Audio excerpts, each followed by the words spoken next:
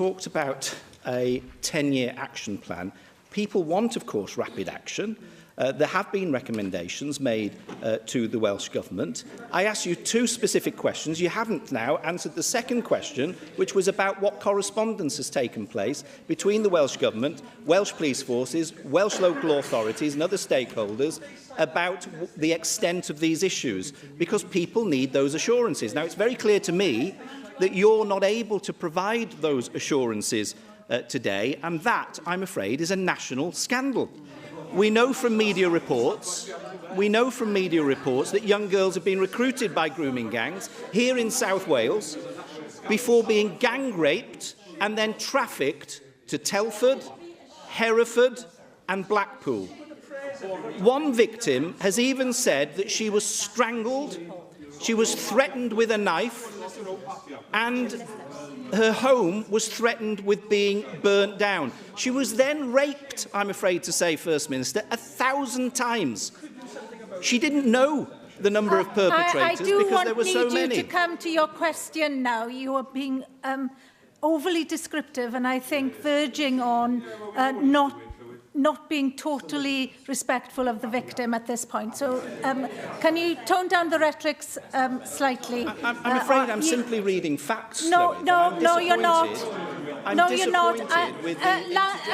The use of language in this place needs to be making sure that you are keeping well away from inflaming any kind of discrimination or inciting of any kind of discrimination.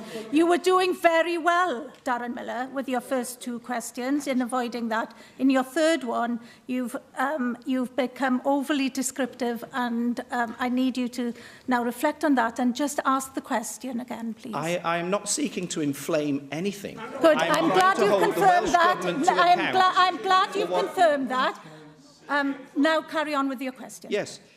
So we know that some of the things which have been described by victims have been absolutely sickening.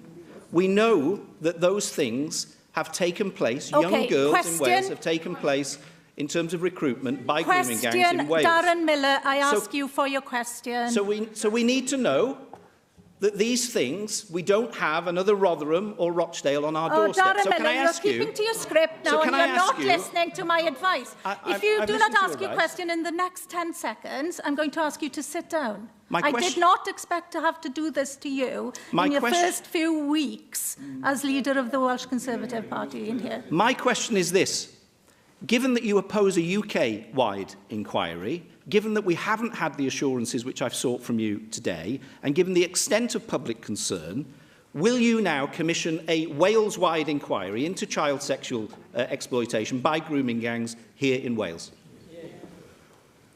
Darren, I've got to say I'm really disappointed in you. I wasn't expecting you to take on that kind of approach. This is something, I think, where we've got to remember the victims and remember them in a way that will be supportive. And I don't think what we've seen in the past few days has been a place where they would feel supported.